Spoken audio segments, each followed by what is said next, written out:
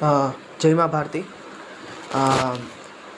મેં તમને કાલે 22 અનુચ્છેદ સુધી ભણાવી દીધું હતું. લાસ્ટ લેક્ચરમાં મેં તમને 22 અનુચ્છેદ સુધી ભણાવી દીધું. 22મા અનુચ્છેદમાં શું લખ્યું હતું તમને ખબર છે ને? શું અપરાધ પહેલાં અને અપરાધ પછી એ જે એમાં જે આપણને મળતી સ્વતંત્રતા, મતલબ અપરાધ પહેલાં લોકો શું કરીએ કે ભાઈ જો જેમ કે તમે પહેલાં એ લેક્ચર જોઈ આવજો જે મેં તમને જે ભણાવ્યું ને. અપરાધ પહેલાં નિવારક નિરોધની નિયમથી વગર વોરંટ તમને હે ને અરેસ્ટ પણ કરી શકશે ને, મતલબ તમને અરેસ્ટ કરી શકશે, 3 મહિના રાખી શકશે, તમે કાંઈ એવું કંઈક કામ કરી દીધું હોય, બરાબર છે? મેં તમને બધું સમજાવ્યું હતું. પહેલાં એ 22મું છે. આ હે ને આ નિવારક નિરોધમાં જેટલા એક્ટ આવ્યા જ ને એ જ છે. પહેલાં તમે એ લાસ્ટ લેક્ચર જો 22મું અનુચ્છેદ જો તો જ તમને સમજાય ભાઈ. કેમ કે આમાં વધારે પૂરતું એવું જ લખ્યું નિવારક નિરોધ મુજબ, મતલબ મેં તમને રોલ એક્ટ એક્ટ નહોતું સંબોધિત કર્યું, વગર વોરંટ પકડી જાઓ ભાઈ, જેલમાં રાખી દો જેટલા દી રાખવા હોય 3 મહિના સુધી.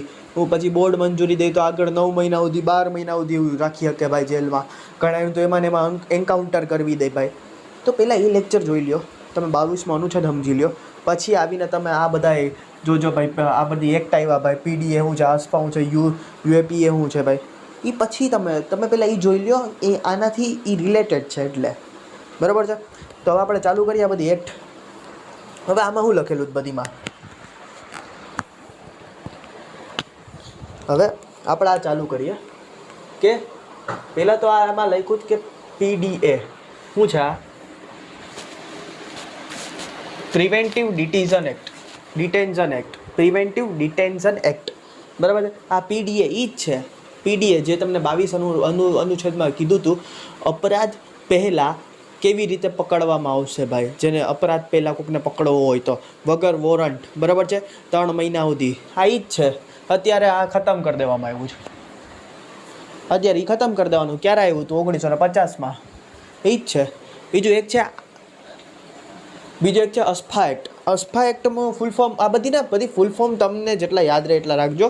જોકે તમને પરીક્ષાની આમ એક 3-4 વાર વાંચશો ને તો પરીક્ષાની આમ આપતા ઓપ્શન વાઇઝમાં તમને ખબર પડી જાય. Arm forces special powers. હવે કોક જગ્યાએ એવું હોય કે ત્યાં હે ને આતંકવાદથી પીડિત જગ્યા હોય, કોક જગ્યાએ એવી આતંકવાદથી પીડિત હોય જેમ કે જમ્મુ કાશ્મીર આતંકવાદથી પીડિત જગ્યા, પૂર્વોત્તર રાજ્ય આમ બાજુ મણિપુર, નાગાલેન્ડ, બરાબર, અરુણાચલ પ્રદેશ, એ બધી આતંકવાદથી પીડિત છે. ત્યાં શું કરી દે ખબર છે? અસ્ફા એક્ટ નાખી દે. અસ્ફા એક્ટ નાખી દેવાથી શું થાય ખબર છે? ત્યાં હવે કાનૂન છે ને, પોલીસવાળા મતલબ ત્યાં હવે ડાયરેક્ટ આર્મીનું કાનૂન લાગુ થઈ જાય. હા, આર્મીઓવાળા આવીને કાનૂન બધું ત્યાં બધી આર્મીવાળા હલાવશે. ત્યારે આપણા મૂળ અધિકારે કંઈ નહીં હાલે. આ જેટલા મેં મૂળ અહીંયા લખ્યું તમને મૂળ અધિકાર આપણા કેટલા 12 થી 35 સુધી છે, બરાબર છે? આમાં જેટલું કીધું ને એ કાંઈ ફોલો નહીં થાય, કાંઈ ફોલો નહીં થાય. અગર એ ફોલો નહીં થાય ને તમે સુપ્રીમ કોર્ટમાં જાઓ ને 32 મુજબ ને 226 મુજબ હાઈકોર્ટમાં જાઓ તો હાઈકોર્ટવાળા તમને કહે ભાઈ દેખાતું નથી, ભાઈ જરીક જો અસ્ફા લાગેલું. અસ્ફા લાગે એટલે આપણા મૂળ અધિકાર નહીં હાલે. ગમે ત્યારે હે ને આર્મી આવશે, તમારા ઘરની જાંચ કરશે, ગમે ત્યારે આવીને, મતલબ એ ત્યાં આતંકવાદી પીડિત છે એટલે ત્યાં અસ્ફા એક લાગુ કરે છે. હજી તો 1958માં આવ્યું હતું ને હજી તો ચાલુ છે, બરાબર છે? Arm forces special powers. પણ મને તો આના ઘણા માનવાધિકારવાળા હોય, આની પણ ઘણા મતલબ ઓલી માનવાધિકાર સંસ્થાનો હોય, માનવના અધિકારનું હનન કરવાવાળાની સંસ્થા ભાઈ, એ લોકોએ આની ઉપર આરોપ લગાડ્યા. એ આરોપ લગાડેલા સાચા કે ભાઈ આર્મી છે ને મનમાં વી કરે. ઘણા આર્મીઓ પર તો રેપ ચાર્જીસ પણ લાગેલા. હા, એ હું નથી કહેતો, ના તો મીડિયા કહે. ખુદ આર્મીની કોર્ટ હોય ને, જેને કોર્ટ માર્શલ કહેવાય. માર્શલ એટલે આર્મી સૈનિક, એટલે કોર્ટ માર્શલ એમ કહે કે આ લોકો ઉપર રેપ ચાર્જીસ લાગેલા. ને ઘણા એમ કે એટલું આર્મી ઉપર એટલું બર્ડન હોય ને કે એટલો ફાસ્ટ ડિસિઝન લેવાનો હોય ને કે પછી એમાં ઘણીવાર ગલત લેવાઈ જાય ને ઘણીવાર સાચું લેવાઈ જાય. પણ મને એમ થાય યાર, રેપ છોડો, જવા દો. અસ્ફા એક્ટ તમને સમજાઈ ગયું કે કોઈક એવા આતંકવાદી પીડિત હોય ને અસ્ફા એક્ટ લગાડી પણ આવે. હજી તો ચાલુ 1958માં હજી ગમે ત્યાં લગાડી શકે અસ્ફા એક્ટ. ત્યારે હે ને મૂળ અધિકારમાં 12 થી લઈને 35 અનુચ્છેદ છે ને હનન થાય ને તમારા, તોય તમે કાંઈ કરી નહીં શકો. જોતા રહેજો. મૂળ અધિકારમાં જે લખેલું હોય છે ભાઈ, મને ફરવાની સ્વતંત્રતા, ધંધો કરવાની સ્વતંત્રતા, એ કાંઈ નહીં થઈ શકે. પૂરું. યુએપીએ શું કહે છે? અનલોફુલ એક્ટિવિટીઝ પ્રિવેન્શન એક્ટ, બરાબર છે? અનલોફુલ, લો ને ખિલાફ હોય એવું કંઈક તમે કાર્ય કરી દો ને તમારી પર યુએપીએ લગાડી દે. જાઓ જાઓ, યુએપીએ લાગી ગયું. રાષ્ટ્રપતિ આવતા હોય ગાડીઓમાં લઈ, પ્રધાનમંત્રી આવતા હોય, રાષ્ટ્રપતિ પથ્થરો લઈને તમે એની પર ચાલુ થઈ જાય ધબધબાડી પથ્થરો મારવાની.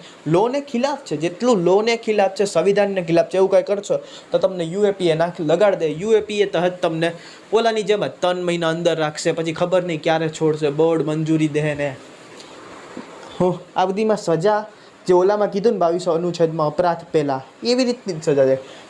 મીસા એક્ટ આ જ જે મેન છે, maintenance of internal security act, maintenance of internal security act. આ 1971માં આવ્યું હતું, અત્યારે ખતમ થઈ ગયું છે બરાબર. આ હજીતા ચાલુ છે બરાબર છે, અત્યારે ખતમ થઈ ગયું છે મીસા એક્ટ. મીસા એક્ટ કોણ લે? ઇન્દિરા ગાંધી 1971માં. આમાં હે ને મીસા એક્ટ કોની ઉપર લગાડવામાં આવે ખબર છે? કંઈક ને કંઈક ઘોટાલા કર્યા હોય ને પૈસાથી લઈને કંઈક ને કંઈક રીતે બરાબર, એની ઉપર મીસા એક્ટ લગાડી દે. આ મીસા એક્ટ છે ને ઇન્દિરા ગાંધીએ એના બધી વિપક્ષ નેતા ઉપર લગાડી દીધો ચુનાવના ટાઈમે. વિપક્ષ નેતા બધી જેલમાં એની રીતે. એટલે આનો કેટલો મિસયુઝ, મેં તમને શું કીધું, આ બધી એક્ટનો એને વધારે પૂરતો મિસયુઝ જ થાય. યુઝફુલ તો બહુ ઓછા જ છે બરાબર છે. આ મીસા એટલે હું તમને એમ કહું, તમારી હારે ચુનાવ લડવામાં કોઈ બીજું ઊભું જ ન થાય તો ઇન્દિરા ગાંધીએ એ જ કર્યું મીસા એક્ટ હેઠ. સૌથી વધુ મિસયુઝ થયો હોય ને તો મીસા એક્ટનો, એટલે ખતમ કરી દેવામાં આવ્યું. બધી વિપક્ષના નેતાને લાલુ યાદવ પણ હતો બિહારના જેલમાં. લાલુ યાદવની છોકરીનું નામ શું છે? મીસા. મને લાગે જેલમાં હે ને ભાઈના ડિપ્રેશનમાં વયો ગયો છે. તે આજથી મારી છોકરીનું નામ એ મીસા, બદલો લેવા હતો એની છોકરીનું નામ એને મીસા રાખી દીધું હોય છે. આ જસ્ટ કહું. પછી NSA, હાલની જ ઘટના ઉપર ઘણા 5 જણા ઉપર લાગ્યું છે. NSA, national security act. આને શું કહેવાય ખબર છે? રાષ્ટ્રીય સુરક્ષા કાનૂન. રાષ્ટ્રીય સુરક્ષા કાનૂન NSA. અને રાસુકા પણ ગણાય કે રાસુકા શોર્ટ ફોર્મમાં. એક્ઝામમાં ઘણી વાર રાસુકા પણ આવી જાય. NSA, નેશનલ સિક્યુરિટી એક્ટ બરાબર. 1980માં આવ્યો હતો અને હજીતા ચાલુ છે. એમાં શું હોય ખબર છે? હમણાં જ હાલમાં જ શું કહેવાય, હમણાં ઓલું ગયો ને રામનવમી, 5 જણાએ ખબર છે MP માં પથ્થરમારી કરી હતી, એ 5 જણા ઉપર NSA લગાડી દીધું. જાઓ જેલમાં જાઓ, 3 મહિના રહ્યો. ઓલી જ સજા જે 22માં કીધું, અપરાધ પહેલાં જાઓ જેલમાં રહ્યો, 3 મહિના રહ્યો. હવે ખબર નહીં તમને બોર્ડ મંજૂરી વગર 12 મહિના પણ ઘાલી શકે. હળો પથ્થરું મારવા હતા. શિવરાજસિંહ ચૌહાણ ત્યાં એક જોરદાર કામ કર્યું. કોઈ ધર્મને ભ્રષ્ટ ન કર્યો. જેને પથ્થરમારી કરીને એ લોકોના ઘરોને જ ઉડાડી નાખ્યા બુલડોઝરથી. બરાબર છે ભાઈ, બીજા ધર્મને ભ્રષ્ટ કરવા કરતાં જે લોકો કરે જ ને એની દઈ નાખો. ધર્મ ઉપર તમે આવી જાઓ ને, આ ધર્મએ મારી અરે હું આવું કર્યું તો આના ધર્મને દઈ નાખીશ, તો એ બહુ મોટું યુદ્ધ છેડી દે. એટલું યુદ્ધ કે 2 જગ્યાએથી હાવી થઈ જાય. એટલે ધર્મ સામેવાળા જે કરે તો એની ઉપર લ્યો, તમે ધર્મ ઉપર નહીં જાઓ. ટાળા એક્ટ.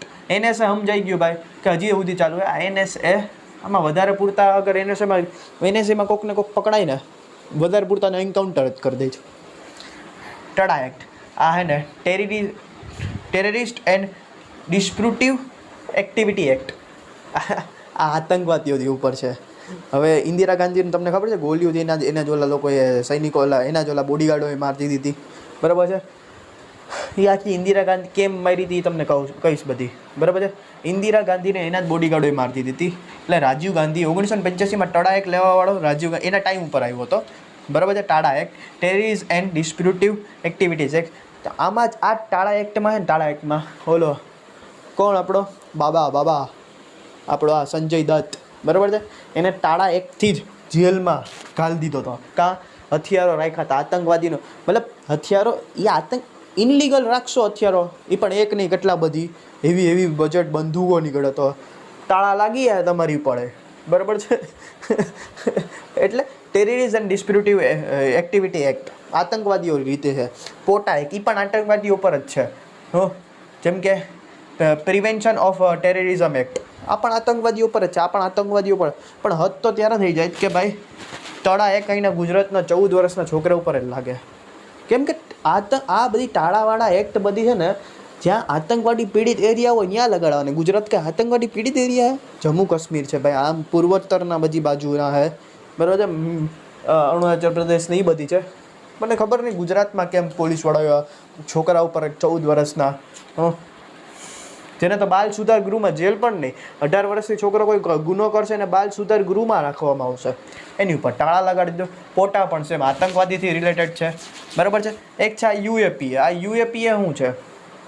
એ જ આનું advance version UAPA, unlawful activities prevention act, બરાબર છે. અહીંયા વચ્ચે એને ખતમ કરી દીધું તો તને પાછું લઈ આવ્યા. આ એક્ટ તમને સમજવાની જ છે. આ વધારે પૂરતા તમને એવું કંઈ પૂછાય, તમને પૂછાય હું ખબર, સૌથી વધારે મિસયુઝ કયા એક્ટનો થયો? તો કે મીસા, બરાબર છે. સૌથી વધારે યુઝ કોનો થયો? તો NSA, હજી ત્યાં યુઝ થાય. ને સૌથી વધારે ખતરનાક એક્ટ ટાળા. બસ આ 3 જ પૂછશે. સૌથી વધારે મિસયુઝ મીસા લખી નાખજો. સૌથી વધારે યુઝ NSA ને ટાળા, સૌથી વધારે ખતરનાક. બસ આવું જ પૂછશે તમને. બસ બીજું તમને આની ઉપર ઇન્ફોર્મેશન યાદ રાખવાની જરૂર છે. હવે આપણે ચાલુ કરીએ. બનવું છે 23-24, જે શોષણને વિરુદ્ધ અધિકારમાં આપણને જે મળ્યા જ નહીં, એ આપણે ચાલુ કરીએ. આર્ટિકલ આપણે 23 થી 24, એમાં હું કીધું શોષણને વિરુદ્ધ અધિકાર. મેં તમને ઓલા ખબર છે 7 અધિકાર ભણાવ્યા હતા. મેં કીધું 12 થી લઈને 35 સુધીમાં 7 અધિકાર આવ્યા હતા. જો પહેલાંના વિડીયો જોતા આવજો ભાઈ, હો, બરાબર છે. આમાં કેટલા આર્ટિકલ ભણવાના આપણે? 23 થી લઈને 24, બરાબર છે. એટલે આ ખતમ થઈ જાય શોષણને વિરુદ્ધ અધિકાર. આમાં 23માં શું લખેલું કે કોઈ વ્યક્તિ સાથે દુર્વ્યવહાર યા તસ્કરી ના કરાવી. દુર્વ્યવહાર કોઈ વ્યક્તિ અરે ના કરવા. હું જો ચોકે ચોખ્ખું કીધું, કોઈ દુર્વ્યવહાર કરે આપણે કોઈ અરે દુર્વ્યવહાર કરવાની આપણી પાસે શું કહેવાય, એને અપરાધની શ્રેણીમાં રાખ્યું દુર્વ્યવહારને, બરાબર છે. તસ્કરી ના કરવી. તસ્કરી એટલે નાના છોકરાઓને ખબર છે, ખરીદી લઈને વેચી આવે, પછી એની પાસે ભીખ મંગાવે, છોકરીઓનો વ્યાપાર કરે, એટલે એવી તસ્કરી ના કરવી, એને અપરાધની શ્રેણીમાં રાખ્યું છે. હવે ઘણી જગ્યાએ જો, જેમ કે બેગારી મજદૂરી કરાવે, બધું મજદૂરી કરાવે. બેગારી એટલે બળજબરી મજદૂરી. એટલે બળજબરી મતલબ તમને મજદૂરી કરાવી દે, તમને પૈસા ના દે. કોઈ પણ કંપની હોય કે કોઈ પણ કાંઈ પણ જગ્યા હોય ને, જોઈ લેજો, અત્યારથી જ શીખી લો. કોઈ પણ તમે ક્યાંય પણ નોકરી કરતા હોય, તમારી પાસે એક મજદૂરી જ થઈ, તમે મજદૂરી ત્યાં કરી લીધી કોઈ પણ જાતની, પછી તમને કાં તો અડધા પૈસા દે, કાં તો તમને પૈસા જ ના દે, ને તમારી પાસે બધું પ્રૂફ પડ્યું, તો હે ને તમને પહેલાં જ કીધું હતું કે 12 થી લઈને 35 સુધીમાં કાંઈ પણ તમારી એરે થાય તો 32 મુજબ સીધા સુપ્રીમ કોર્ટ વયા જાઓ, અને 226 મુજબ હાઈકોર્ટ વયા જાઓ. હાઈકોર્ટ વયા જાજો 226 મુજબ, કેમ કે તમને બાજુમાં પડશે, હરેક રાજ્યમાં હોય. આ દિલ્હીમાં હોય ભાઈ, બરાબર છે. એટલે જો કોઈ પણ તમારી પાસે કાં પછી અડધી સેલેરી દે, કાં સેલેરી જ ના દે, વયા જાઓ સીધા. નાખી દો આર્ટિકલ 23માં લખેલું જ છે, દેવાઈ જાય, એનું લાઇસન્સ છીનાઈ જાય, એની લાલ થઈ જાય. તમને હે ને અગર 10,000 રૂપિયા પગાર છે ને, પાગે પડશે ભાઈ, હું તને 1 લાખ દઉં, સોરી, તને 1 લાખ દઈશ ભાઈ, તું અત્યારે કેસ ખતમ કર ભાઈ. બધું મજદૂરી સેમ, ફરજિયાત મજદૂરી કરાવે. જેમ કે અત્યારના કિસાન હોય, બરાબર છે, પૈસા ન હોય, લોન લે, બરાબર છે. કંઈક ને કંઈક એવું થઈ ગયું કે ખેડૂતો હોય, લોન લે, લોનથી બધું કરતા હોય બિચારા. સમજી લો આવતા વર્ષે કાં દુકાળ પડી ગયો, કાં પછી વરસાદ એવી બજેટ થઈ ગયો, કંઈક ને કંઈક એવું થઈ ગયું, ફળ ફેલ થઈ ગયો, મંદી આવી ગઈ, તો એના જે પણ ઉપાડ્યું હોય છે, મતલબ જે પણ એ લોકોએ ઉગાડ્યું હોય છે, કે જે પણ ઉગાડ્યું હોય છે એ ફેલ થઈ જાય, બરાબર છે. તો હવે જેની પાસેથી લોન લીધી હતી એના વ્યાજ વટાવવાના પૈસા નથી. હવે એના હાલો વ્યાજ વટાવી દે તો એ ખાહે હું, એમને મરશે. તો એના પછી એની પાસે ને બધું મજદૂરી કરવામાં આવે, ફરજિયાત મજદૂરી, મતલબ એને મજૂર બનાવી લે. જેની પાસેથી લોન લીધી હોય ને એ માણસ એને મજૂર બનાવી લે, એને કહે કે આવ ભાઈ તું અહીંયા હે ને હવે મજૂરી કર, હું તને ના તો કાંઈક રૂપિયા દઈશ, ના તો કાંઈ દઈશ, બરાબર છે. એને સમજી લ્યો, મતલબ એની એમ સેલેરી રાખે 10,000, તો એનામાંથી કપાઈ જાય, એને ખાવા પીવાનું થોડુંક એવું દઈ દે માણસની રીતે. એટલે આ બધું મજદૂરી છે, એનો ગ્રોથ હું બિચારાનો. હા, એટલે આવી રીતે બધું મજદૂરી કરવાની પણ અપરાધની શ્રેણીમાં રાખ્યું જ ભાઈ. આવી રીતે કોઈ મજદૂરી કરાવે ને, વયા જજો અહીંયા અહીંયા દઈ નાખજો. અગર તમે કોઈ બીજા પાસે જોતા હોય કે ભાઈ આ બિચારા એવું કરે, શું કરવું આપણે ભાઈ આમ તો બાંધી ન શકતા, કાનૂની તરીકેથી કેમ બાંધવું? તો આ તરીકેથી બાંધી લેજો ભાઈ. બધું આ મજદૂરી એટલે સમજાઈ ગયું ભાઈ. બળ એવું કે ફરજિયાત મજદૂરી કરાવે બિચારા ભાઈ, કોઈ ઓપ્શન જ નથી, ફરજિયાત મજદૂરી. બરાબર છે, એને કહેવાય બધું આ મજદૂરી. હા, એટલે સમજી લેજો, કોઈ પણ તમે લોન લઈ લો, કંગાલ થઈ જાઓ ને કોઈ તમારી પર બળજબરી નહીં કરી શકે. તમારી પાસે કાંઈ નહીં, સમજી લો. એ ઘણાય મારા દોસ્તારો કંગાલ થઈ ગયા બિચારાઓ. પણ એક આઈડિયા દઉં તમને, જો સાંભળવા જવું હોય, કોઈ તમારી ઉપર બળજબરી નહીં કરી શકે, કે મજદૂરી આવી નહીં કરાવી કે કોક પાસે તમે લોન લીધી તો એમ બળજબરી નહીં કરી શકે, ભાઈ તું મારા પૈસા દે ને તમારી પાસે નથી, હવે એ ખવાઈ ગયા પૈસા ભાઈ, તમે ડૂબી ગયા ભાઈ, હવે શું કરી લેવો? તેવી રીતના નહીં કરી શકે ભાઈ. અને બહુ બધું કરતો હોય ને, ધમકીઓ દેતો હોય ને, તો કાંઈ નહીં, એક કાગળમાં લખજો બધું, હું આમ નહીં આમ ફલાણા ભાઈ, મારી ઉપર બહુ ઝૂમ કરવામાં આવે છે, નીંદરની દવા પી લેજો તમે, બહુ વધારે 2-3 પી લેજો, વધારે નહીં પીતા. એ ભાઈ નીંદરની જોજે એવી કંઈક દવા લઈ જાજો જ્યાં તું તમે બેહોશ થઈ શકો. આ જસ્ટ ને જસ્ટ તમારા બચવા હતું કહો, એવી સિચ્યુએશન. હવે તમે આવું બધું કરતા નહીં યાર. જિંદગીના લાગી જાય. જિંદગીમાં જ્યારે કાંઈ ન હોય ને ત્યારે આમ કરજો, જ્યારે લોનના કરજામાં ડૂબેલો હોય, આત્મહત્યા કરવી એના કરતાં આ કરવું સારું. લખી નાખજો એનું નામ, મારી ઉપર બહુ જબરી કરવામાં આવે, ફલાણા ભાઈ પાસેથી મેં લોન લીધી, જેમ કે રાજુભાઈ પાસેથી લોન લીધી, રાજુભાઈ મારી દઈ નાખે, મારી ઉપર મેન્ટલ ટેન્શન એને બહુ વધારે લીધું, હું આત્મહત્યા કરું છું ને એટલું બધું મારી ઉપર કર્યું, લખી નાખજો કે ચિઠ્ઠીમાં આત્મહત્યા કાંઈ કરવાની, સવારના આવીને તમે બચી જાઓ, લ્યો. પછી કોર્ટમાં કેસ જાય, અમુકની રાજુભાઈની દેવાઈ જાય, જેની પાસેથી તમે લોકો બચી આવો. એટલે આવું આપણું કાનૂન છે યાર. બરાબર છે. આત્મહત્યા ન કરવી, કરવું હોય તો આ કરી લેજો. છેલ્લી ઘડીનું કહું છું ભાઈ, છેલ્લી ઘડી આ કરજો. આર્ટિકલ 23 ભાગ 2 હું કહે છે કે આમાં ભાગ 2 પણ જોડવામાં આવ્યો. હા, પાર્ટ 2 જો આર્ટિકલ 23માં આવું બધું કોઈ કરી નહીં શકે, પણ ક્યારે પણ એક ટાઈમ એવો આવશે તો કરી પણ શકશે. આપાતકાલની સ્થિતિમાં રાષ્ટ્રીય હિત માટે સરકાર રાષ્ટ્રીય હિત માટે કરી શકશે, આપાતકાલમાં કરી શકશે. જેમ કે આપાતકાલ ઘોષિત થયું હતું આપણે કોરોના વાયરસ, ત્યારે બધાની સરકારી કર્મચારીને સેલેરી કાપ નાખી, જાઓ. રાષ્ટ્રપતિ સિવાય બધીની ધબધબાટી. મને તો રાષ્ટ્રપતિનું કામ નથી સમજાતું યાર. એક સાઇન કરવાનું ખાલી કામ છે ને એની સેલેરી 5 લાખ રૂપિયા. છોડો નહીં, રાષ્ટ્રપતિમાં તમને સમજાવી. બરાબર. રાષ્ટ્રીય હિત માટું આપાતકાલ હતું આ બધું કરાવી શકે. એક બેગારી જ મજદૂરી થાય. હવે ત્યારે તમે સુપ્રીમ કોર્ટમાં નહીં જતા, મારી પાસે બેગારી મજદૂરી કરાવે ભાઈ, તમે જોજો અહીંયા આપાતકાલ લાગેલો છે. કોરોના વાયરસમાં બધીની સેલેરી કાપી ને બધી પાસેથી મતલબ દઈ નાખી બધીની. ને કોરોના શું છે યાર, એક ષડયંત્ર હતું યાર. જોજો, જ્યારે કોઈ વેક્સિન કે કોઈક એવું બનાવતા હશે ને, એ વેચાતી નહીં હોય. જેમ કે આગળ સ્વાઇન ફ્લૂ ને બ્લડ ફ્લૂ ને એવું હતું, ત્યારે પણ જો વેક્સિન છે ને વેચાતી ન હોય, પહેલાં એનો સ્ટોક ભેગો કરી લે, પછી વેચાય નહીં ને, એને વેચવી હોય કે પછી વેચાય નહીં ને, એને બહુ વધારે એનો એટલો વ્યાપાર કરવો હોય ને, તો એના આટું હોય ને એક બીમારીનો ડર ફેલાવવામાં આવે. કોરોના બધી વેક્સિન લગાડી ફૂલ વ્યાપાર એટલે જબરો વ્યાપાર થાય, જબરો વ્યાપારમાં કંઈ ઘટે નહીં એવું થાય. હું બજેટમાં તમને ભણાવીશ, ઇકોનોમિક્સમાં તમને ભણાવીશ. કોરોના આખું એક ષડયંત્ર જ છે. નકર હું તમને એમ કહું, તમે બાયોલોજી ભણ્યા હશો તો વાયરસ છે કોરોના વાયરસ, તો વાયરસ છે ને વાયરસ, તમે ભણ્યા હશો કે આ ભારતમાં આટલા 40 ડિગ્રી, કોઈક જગ્યાએ 35 ડિગ્રી, હું તો તમને એમ કહું 35 ડિગ્રીથી તડકાની નીચે જ્યાં હોય ને જે જગ્યા, ત્યાં વાયરસ ટકી જ ન કે. અત્યારે બધી જગ્યાએ 32, 35, 34 ને 40 ને 41 ને અત્યારે રાજકોટમાં 40 ડિગ્રી ને વાયરસ ટકી જ ન કે. બાયોલોજીમાં ભણજો તમે એકવાર. શું 35થી લઈને કાં પછી 32 કાં 35, હું શ્યોર નથી, પણ હા એટલું જ કાંઈક છે. 32 કાં 35 ડિગ્રી નીચે છે ને વાયરસ ટકી જ ન કે, જીવી જ ન શકે. ભારતની ભૂમિ જેવી છે. હા, જેમ કોઈ યુરોપમાં ને એ બધી જગ્યાએ વાયરસ ફેલાય, કેમ કે ત્યાં વધારે પૂરતી ઠંડી જ રહે, ત્યાં બરફો પડે, ત્યાં હજી વાયરસનું હજી પ્રમાણ કહો તો ત્યાં 6 મહિના સુધી તમને ખબર જ છે ભાઈ સૂરજ આવતો નથી. બરાબર છે, તો હું માનું તો બધું આ બધી એક ખેલ હોય. એટલે બસ તમે આર્ટિકલ 23(2) સમજો ને, આપાતકાલને રાષ્ટ્રીય હિતમાં આ બધું કરી શકશે સરકાર. બોલો તો પછી પરવાનગી જ હું આપી? હા, પણ કોઈ વ્યક્તિ નહીં કરી શકે. બરાબર છે. આર્ટિકલ 24 શું કહે છે? આર્ટિકલ 24, 14 વર્ષથી નીચેના બાળકોને ખતરનાક કામમાં નહીં રાખવામાં આવે.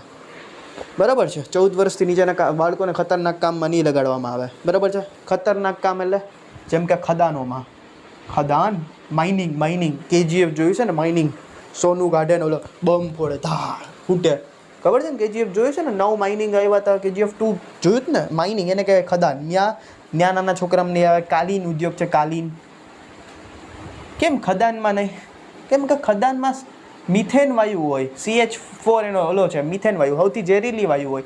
કાલીન ઉદ્યોગમાં ન રાખે. કાલીન નીચે જે પાથરવાનું હોય ઓલો નહીં હો, મિર્ઝાપુર વાળો નહીં, કાલીન ભૈયા એ નહીં.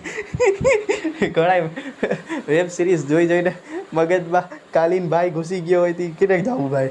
આર્ટિકલ 24 સમજાઈ ગયું કે 14 વર્ષથી નીચેના બાળકોને ખતરનાક કામમાં નહીં રાખવામાં આવે, અપરાધમાં શ્રેણીમાં. અગર કોઈને રાખતા જોઈ ગયા ને તો વયા જતો સીધે સીધા અહીંયા. પહેલાં જ કીધું, હર વખતે હું તમને એમ કહું છું, બરાબર છે. આ હતું શોષણને વિરુદ્ધ આપણને જે અધિકાર મળ્યા નહીં, બરાબર છે. હવે આપણે ધર્મમાં આપણને ક્યાં ક્યાં અધિકાર મળ્યા નહીં આપણે જોઈ લે. 25, 26, 27, 28 પછી આજનો લેક્ચર પૂરો કરીએ. હવે 25 થી 28 આપણે ધાર્મિક સ્વતંત્રતાનો અધિકાર. હવે ધર્મમાં આપણને કેવી સ્વતંત્રતા મળી, કેટલા જગ્યાએ એમ લખ્યું છે. 25 થી લઈને 28માં લખ્યું છે, ભાગ 3માં જ, બરાબર છે. હવે 25માં શું કીધેલું સૌથી પહેલાં તો વ્યક્તિગત, મતલબ એક વ્યક્તિને કેવી રીતે સ્વતંત્રતા મળે. મને, તમને, તમે એક વ્યક્તિ હો ધર્મ લેવલે, પહેલાં તો કોઈ પણ ધર્મ માની શકશો, બરાબર છે. કોઈ પણ ધર્મ તમે માની શકશો. જેમ કે હું છું હિન્દુ ધર્મનો છું, હિન્દુને પણ માનું છું, તો થોડું બુદ્ધને પણ માનું. કેમ કે મને બુદ્ધના ઉપદેશો ઘણીવાર ગમે, તો હું એના ઉપદેશોનું પાલન કરું. કોક વાર મેડિટેશન કરું. કાં તો કે મને સ્વતંત્ર આપી, કોઈ પણ ધર્મને માની શકું, કોઈ પણ ધર્મમાં શ્રદ્ધા રાખી શકું, ઉપવાસ રાખી શકું. જેમ કે આપણે ઉપવાસ રાખીએ હિન્દુ ધર્મવાળા, ઓલા લોકો મુસલમાનની બધી રોજા રાખે, બરાબર. એ લોકોને સ્વતંત્રતા છે. જેમ કે હિન્દુ ધર્મમાં સ્વતંત્રતા, હું અવડી દાઢી રાખી શકું, વાળ વધારવું એને આમ જીથરાળા વાળ કરું ને આમ, મને સ્વતંત્રતા હે. ધર્મ લેવલે હું કંઈ પણ કરી શકું.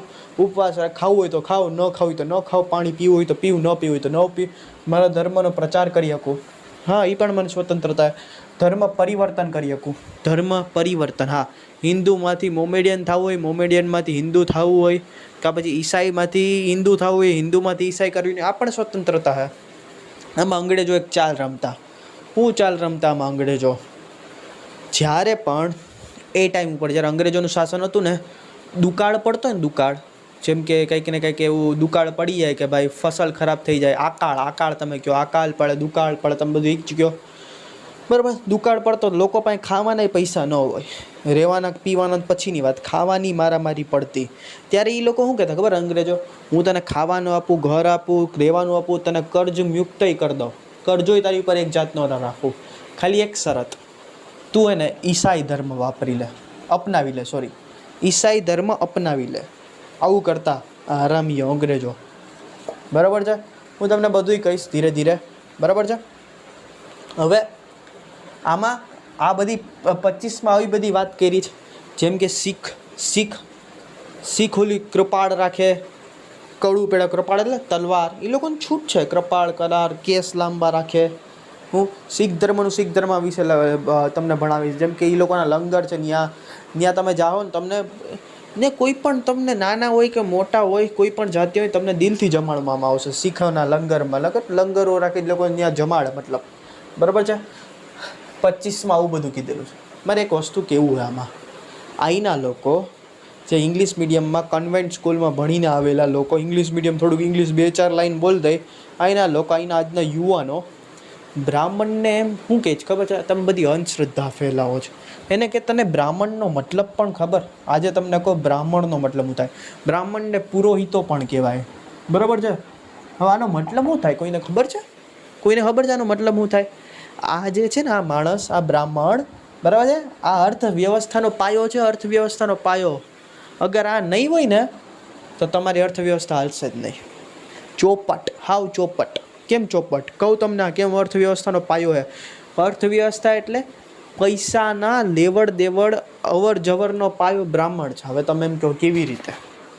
ક્યારે પણ બ્રાહ્મણ શું કરાવે? યજ્ઞ કરાવે, પૂજા પાઠ કરાવે, કર્મકાંડ કરાવે, બરાબર છે. હવે એમાં એક લિસ્ટ હશે, લિસ્ટ. એમાં 108 વસ્તુ, કેટલી બધી વસ્તુઓ લખશે. એ વસ્તુમાં શું હોય છે ખબર છે ભાઈ? આ કાપડ લઈ આવજો ભાઈ સફેદ, એક લાલ કપડું લઈ આવજે, આટલા ફળો લઈ આવજો, આટલું શાકભાજી લઈ આવજે, ઘઉં લઈ આવજો, ચોખા લઈ આવજે ભાઈ, સોપારી લઈ આવજે ભાઈ, હું એક વાટકો, એક ચમચી, ગોળા, મટકા અને આ ને તે ને. હવે જો એ 108 વસ્તુ. હવે જો અગર આવું બધું કહે નહીં ને, આવું બધું લેવાનું, તે અર્થવ્યવસ્થા હાલશે નહીં. જો અગર જો એક હવનમાં, એક પૂજામાં, એક યજ્ઞમાં શાકભાજીવાળાનો ધંધો થઈ જાય એનો, એની વસ્તુ નહીં વેચાતી એની વસ્તુ વેચાય. કાપડવાળાનો ધંધો થઈ જાય, કાપડ સીવવાવાળાના ધંધા થઈ જાય. ખુદ કુંભારનો ધંધો થાય, મટકા બનાવતા હશે એનો, બરાબર. કરિયાણાવાળાનો ધંધો થાય, દૂધ આ તે ડેરીઓવાળાનો ધંધો થાય, જે દૂધ કાઢતો હોય ગાય એનો ધંધો થાય. બરાબર છે. એટલે એક એ પૂજાથી આખી અર્થવ્યવસ્થા હાલે છે. કોઈને એ ખબર છે? અત્યારના બ્રાહ્મણોને બધી ગાળું દે, એ બ્રાહ્મણ આ બધી છૂઆછૂત ફેલાવે ને ઊંચી જાતિ નીચી જાતિને આમ ને તેમ ને. એટલે બ્રાહ્મણને છે ને, બ્રાહ્મણને આપણા પૂર્વજોએ ગુરુ અને ભગવાન જેટલું માન આપ્યું છે. એટલે છે ને બ્રાહ્મણ છે ને ના યજમાન એટલે શું થયું? અગર હું એક બ્રાહ્મણને પૂજા કરાવવા બોલાવું, એ બ્રાહ્મણનો હું યજમાન થાવ, એટલે એ મારા ઘરનું પાણી કે નહીં પીવે. કેમ નહીં પીવે? એના મનમાં લાલચ જાગશે. શું?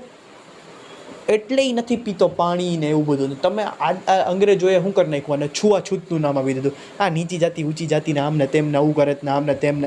ભારતમાં બહુ બધું છૂઆછૂત છે ને તમને કારણ ખબર નથી ને ગમે કાંઈ પણ બોલતા જાઓ. હા, બ્રાહ્મણ આવા છે ને તેવા છે ને, એમાં ઓ માય ગોડ જેવું પિક્ચર આવી ગયું. ઓહો, શ્લોક સમજાવ તો જ તને પૈસા આપું. અહીંયા તને હું સમજાવી દઉં શ્લોક, બરાબર. કોઈને રિયાલિટી તો કાંઈ બ્રાહ્મણની ખબર નથી કે અર્થવ્યવસ્થા આને વગર અર્થવ્યવસ્થા હાલ છે ને ગાળું જ દે બધીને.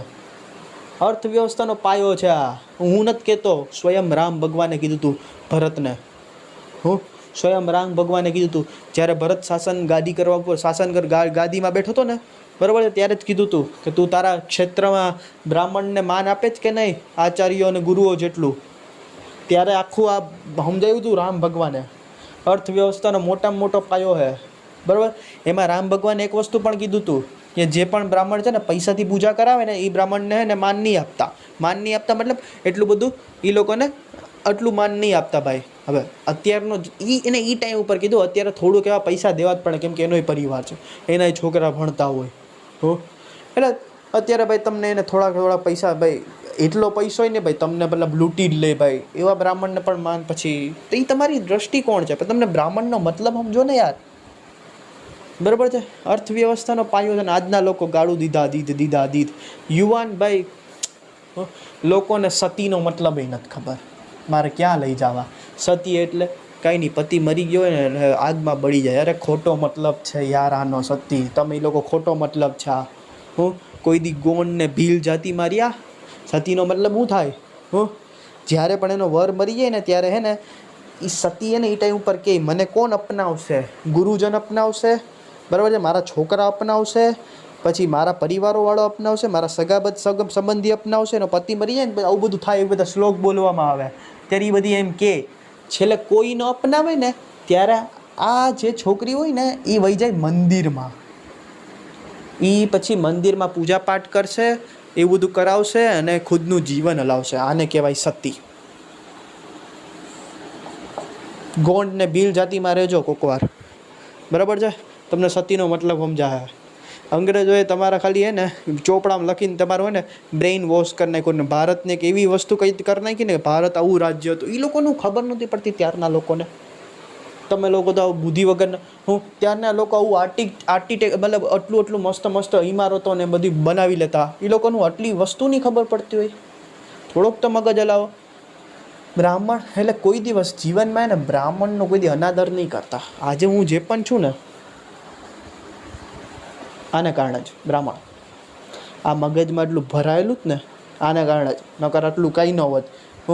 તમે ખુદ જ જોયો કહો 21 વર્ષનો માણસ છું ભાઈ. 21 વર્ષે હજી પૂરા નથી થયા મારા. 21 વર્ષે હજી પૂરા નથી થયા ને આ લેવલનું જે પણ છે આને કારણે છું ભાઈ. એટલે 25 ધર્મ માન્ય કું, શ્રદ્ધા કરીએ કું, ઉપવાસ, પ્રચાર, ધર્મ પરિવર્તન.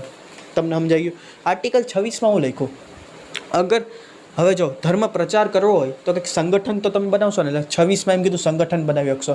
પ્રચાર એમને એમ તો નહીં થાય, પૈસા જોઈએ પૈસા, તો એનાટું ટ્રસ્ટ બનાવી શકશો. ટ્રસ્ટ ને એમાં એને આમાં જ કહી દીધું એ ટ્રસ્ટમાં જેટલા પૈસા છે ને એ તમે છે ને કાંઈક કાનૂની જગ્યા ઉપર ખર્ચ કરેલા હોવા જોઈએ. કાનૂની જગ્યા, હવે ગેરકાનૂની જગ્યા મતલબ હવે સમજી લે ટ્રસ્ટનો પૈસા તમે આતંકવાદીઓને દઈ દો તો એ ભાઈ જાયજ નથી, સંવિધાનને ખિલાફ છે ભાઈ. એટલે સંગઠન બનાવી શકશો. 26 મુજબ ટ્રસ્ટમાં જે પૈસા હોય એ બધી કાનૂની જગ્યાએ તમે નાખી શકશો. અને 27 આર્ટિકલ 27 હવે શું કહે છે કે ધાર્મિક કાર્ય હેતુ ધનમાં ટેક્સ નહીં લાગે. તમે ધાર્મિક કાર્ય હેતુ જેટલું તમે ધન જમા કર્યું હોય, ટ્રસ્ટ તમે એ જ હાટું બનાવો, ધાર્મિક કાર્ય હેતુ ધન મંદિર બનાવવું ભાઈ, પ્રસાદી દેવી, એમાં જેટલું ધન તમે ભેગું કરશો ને એમાં ટેક્સ નહીં લાગે. અને ફાળો લેવાની પણ છૂટ છે. હોળીના ફાળો આપો ભાઈ, હોળીના ફાળો. મારા ઘરે તો 10 વાર આવ્યા હતા હોળીના ફાળો લેવા. હા, એટલે એ બધી છૂટ છે, આ સ્વતંત્રતા છે, કોઈ તમને રોકી નહીં શકે. બરાબર છે. ધાર્મિક કાર્ય હતું ધનમાં ટેક્સ, બરાબર છે, ટેક્સ નહીં લાગે. એટલે હવે જો ધાર્મિક કાર્ય હતું ધનના ટેક્સ નહીં લાગે, બરાબર છે. જ્યારે આપણને લોન જોતી હતી ને લોન, બરાબર છે, ત્યારે આપણે WTO world trade organization WTO છે એની પાસેથી આપણે છે ને લોન લીધી. WTO આગળથી, અહીંયા લખું WTO આગળથી આપણે લોન લીધી હતી, બરાબર. એ લોનમાં કેટલી બધી શરતો રાખી હતી. એમાં એક શરત એવી હતી કે સર્વિસ સેક્ટર, આપણામાં 3 સેક્ટર છે, બરાબર, પ્રાઇમરી સેક્ટર, સેકન્ડરી ને એવું બધું, એમાં સર્વિસ સેક્ટર કરી. સર્વિસ સેક્ટરમાં જે પણ કંપનીઓ આવશે ને કામ કરવામાં, બરાબર છે, એમાં હે ને ભારત સરકાર કોઈ ટેક્સ નહીં લગાડે. એમાં એ મન ફાવે ત્યાં ગમે જગ્યા ઉપર કામ કરશે, બરાબર છે, ત્યાં ટેક્સ નહીં લાગે. વિદેશી કંપનીમાં ભારત સરકાર ટેક્સ નહીં લગાડે કે આવીને કામ કરશે. તો સર્વિસ સેક્ટરમાં એક જગ્યા છે, એક મંદિર છે, ઇસ્કોન ટેમ્પલ, કૃષ્ણ ભગવાનનું જે ભાઈ, તમને ખબર જ છે કૃષ્ણ ભગવાન સૌથી આખી પૃથ્વીમાં એક પરફેક્ટ મેન તરીકે હોય ને, પરફેક્ટ મેન તરીકે માણસ તો કૃષ્ણ ભગવાન, એનું ટેમ્પલ છે ઇસ્કોન ટેમ્પલ. એ ઇસ્કોન ટેમ્પલ છે ને ભારતે નથી બનાવેલું, વિદેશીઓએ બનાવેલું છે.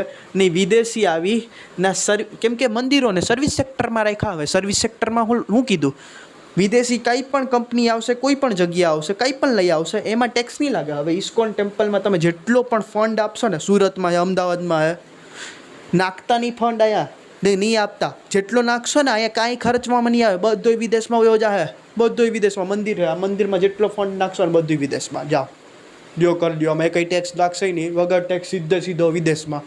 કાં તો કે સર્વિસ સેક્ટરમાં લખ્યું હતું, કાં તો કે લોનમાં એ શરત હતી, અમે તમને લોન ત્યારે જ આપીએ. બોલો આવું બધું. આવી એક શરત, આ તો એક શરત છે, આવી કેટલી શરત હતી?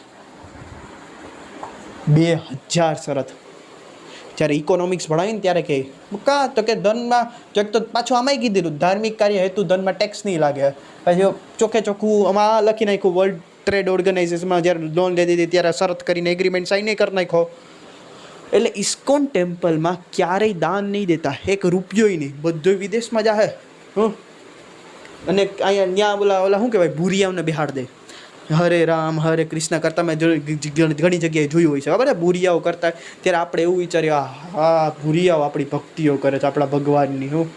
ભાઈ ભૂરિયાઓ યાર, આપણને એમ શરમ આવી જાય, પણ રિયાલિટી નથી ખબર. આ ભૂરિયાઓને ને પગાર એમાં બિહાડવામાં આવે, પગાર આપે, પગાર કે તું આ ભક્તિ કર. આ ભૂરિયાઓને એટલે પગારમાં બિહાડવામાં આવે. તમને કોઈને નહીં ખબર હોય, બરાબર, એ દેખાડો કરવાનો આવે, જેને કારણે તમે લોકો આટલું બધું જોઈને ને દાન દેવા મજબૂર થઈ જાય. 50 લાખ કરોડ. એટલે કોઈ દી અહીંયા નાખતા નહીં. ઇસ્કોન ટેમ્પલમાં જાઓ, દર્શન કરો, કાંઈ વાંધો નહીં, 1 રૂપિયાનું દાન નહીં, 1 રૂપિયાનું દાન નહીં. 27 સમજાઈ ગયું.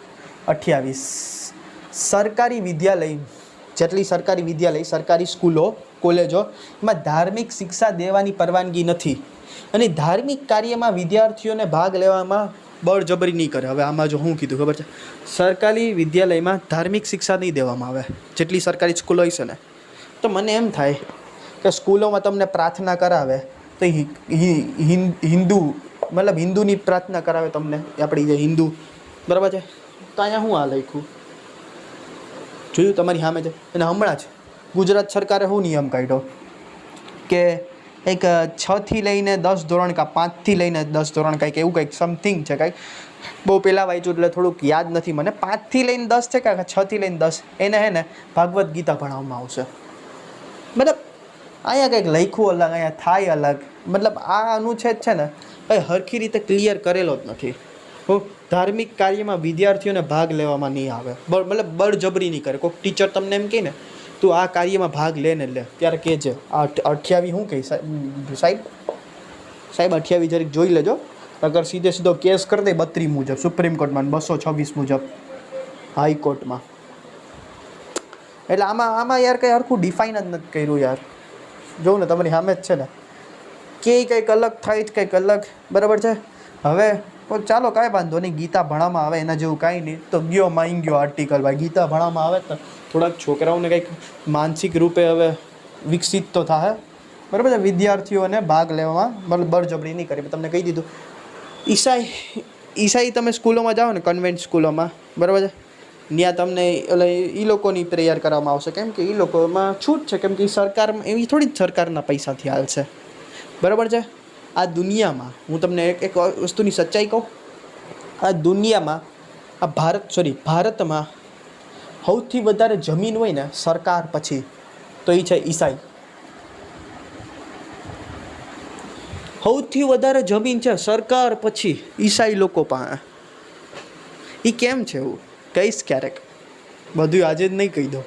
અત્યારે ખાલી તમે આ બ્રાહ્મણનો ઇતિહાસ યાદ રાખો, ઇસ્કોન ટેમ્પલ યાદ રાખો, ને આ સતી પ્રથા જે મેં કીધું, પછી બીજું મેં કીધું કે અંગ્રેજો જ્યારે ઈસાઈ ધર્મનો પ્રચાર કરતા એ કેવી રીતે કરતા, હું બધુંય કહીશ. આ બધું નીતિઓ તમે કોક યાદ રાખો તો તમને સમજાય. ચલો આજનો લેક્ચર અહીં ખતમ કરું. ધાર્મિક સ્વતંત્રતાનો અધિકાર તમને સમજાઈ ગયો. હવે કાલનો લેક્ચર ભાગ 3નો એક છેલ્લો થાય, નેક્સ્ટ લેક્ચર, પછી ભાગ 3 તમારો કમ્પ્લીટ થઈ જાય, બરાબર. જય મા ભારતી, મળીએ નેક્સ્ટ લેક્ચરમાં.